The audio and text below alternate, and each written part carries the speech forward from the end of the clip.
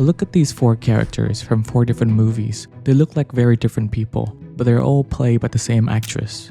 Now look at these 4 settings. Right away, you know the place and the time period and the vibe. Or you don't know exactly, but you can guess it's from a science fiction world.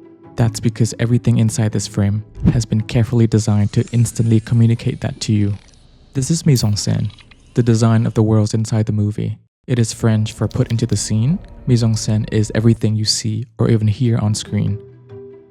But you can also think of mise-en-scène in terms of the film's overall look and feel. Today, we will discuss the 2 key elements of mise-en-scène design.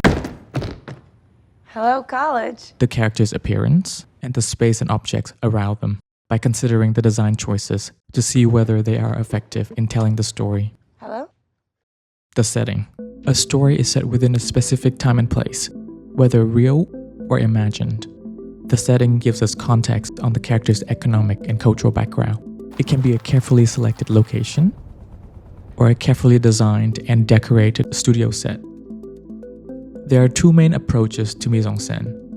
In a realist approach, the film's world looks like real life, so we tend not to notice the design.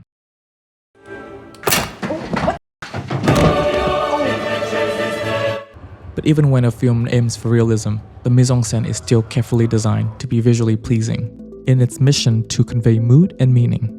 Because let's be real, one reason why we go to the movies is to look at beautiful things, from beautiful setting to unique objects to attractive and expressive actors. If a film looked exactly like everyday life, it would be too boring. Films that depict imaginary or alternate realities often take the expressionist approach.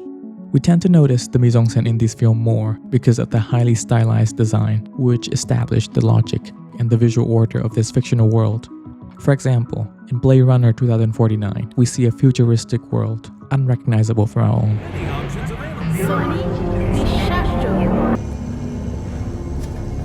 In Arrival, the alien spaceship is shaped almost like a blood cell. Its interior is minimal, with an organic, stone-like texture that conveys the alien's otherworldly quality.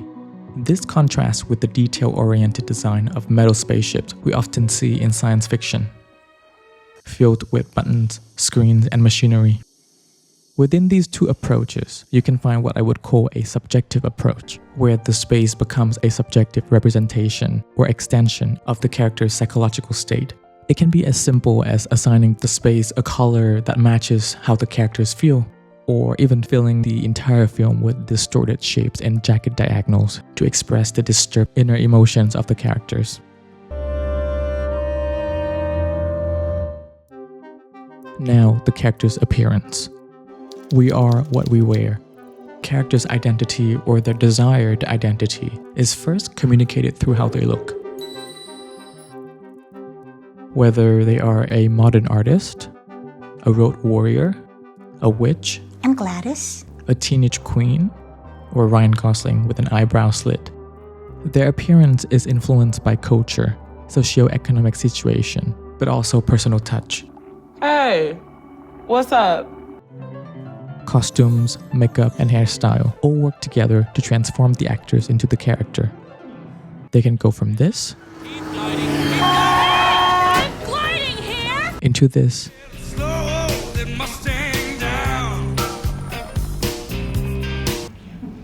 Don't you know me? especially when the actor is playing a real-life figure. this is who I am.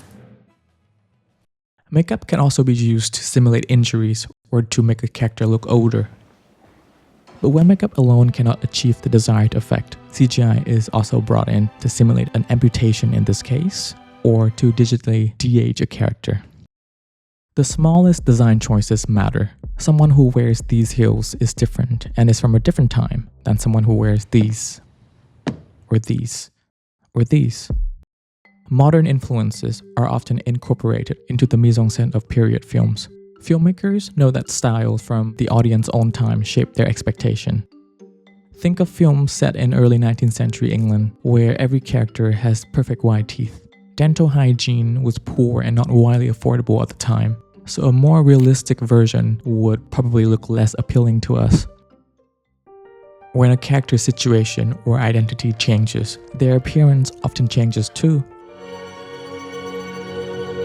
In We Need to Talk About Kevin, the main character looks more well kept with healthy skin and stylish short hair before a life-changing event.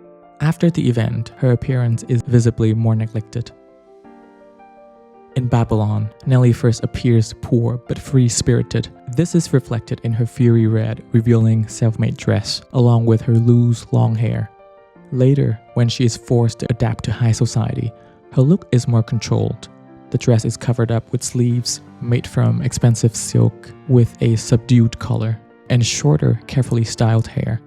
In Everything Everywhere All at Once, Jobu Tubaki is a multiverse supervillain who continuously changes into flamboyant, attention-grabbing costumes to look powerful and impressive. But is only to deflect from the fact that she is empty inside. So we have considered how the setting and the character's appearance can be designed to serve the story of the film. When analyzing mise-en-scène, ask yourself, what is the approach or intention behind the design? Is the design simply beautiful, or is it actively shaping how we understand the characters and the story? Mise-en-scène is not an afterthought. It is as important as any other element in film, if not more. Thank you for tuning in, and I will see you next time.